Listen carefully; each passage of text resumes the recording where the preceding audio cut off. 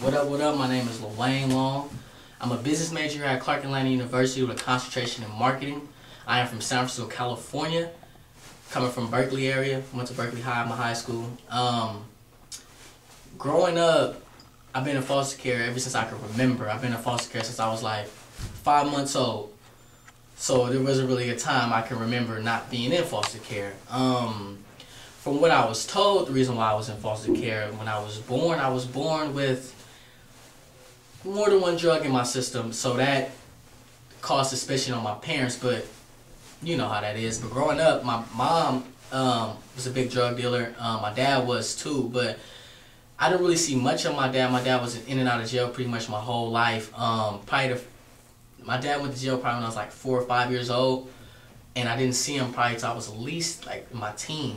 Actually, just recently, my dad just came home again. He came home last Christmas when I came home for Christmas vacation, and I just came back home again for Christmas vacation, and he had just got out again this Christmas vacation. He got out probably a month before I got here, and he just went back a week ago. So that's pretty much what my life has been like since I can remember. Now my mom, I haven't seen my mom in like 2 years. Growing up, my mom stayed with a very abusive man. He has life in jail right now. He actually tried to kill my mother like my freshman year of college, I found out. They didn't tell me until I was about to come home. So it had happened probably 3 months prior to when I found out. You would think that me and my mom would kind of eventually get back together, but it's not like that when you grow up with somebody and you watch them choose someone over something that they had. You know, I'm my mom's child, her first son, you know, the middle child, and I'm the middle child on my mom and dad's side, so you know it had to be hard for me. But you would think that our relationship would grow prior to this, but it really hasn't. I haven't seen her in 2 years. Like, she's been out of my life for so long, I can't even imagine being in it. You know, I really don't know who she is no more. The real biggest thing that changed my life, I went on a black college tour this was my senior year of high school? Yes, it was my senior year. I went like in the fall. The first school that we went to go see was Morehouse was the first school I went to go see, Morehouse. I kind of liked it, Morehouse, just because it was the first time I ever seen this many black brothers speaking the way they spoke. You could just tell that they were about their business. It's the first time I really seen anything like that. I've never left California. That was the first time I left. So that was like the first time I really got out of my environment, and it's really hard for a person to change if they know the same environment. Then the next school I went to was Clark.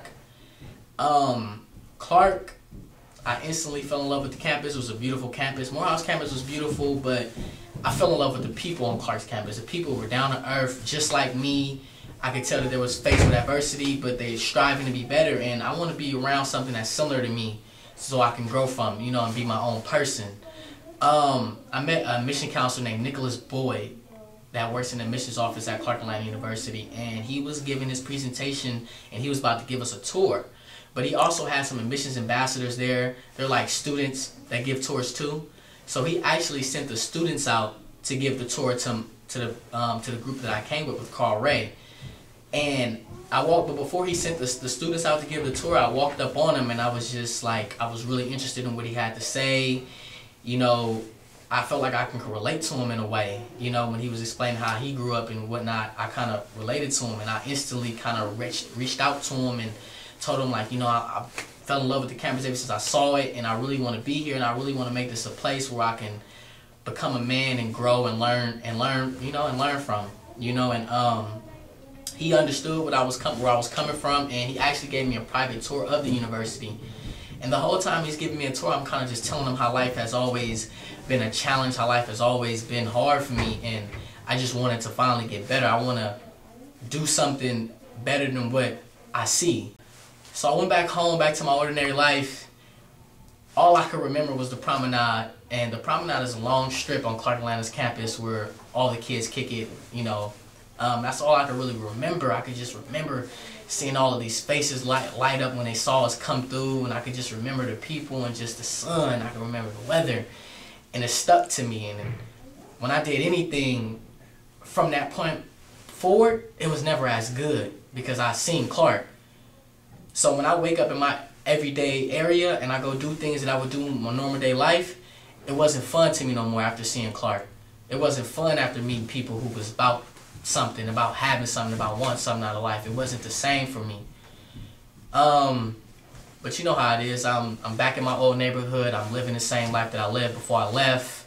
I ended up getting into a little bit of trouble.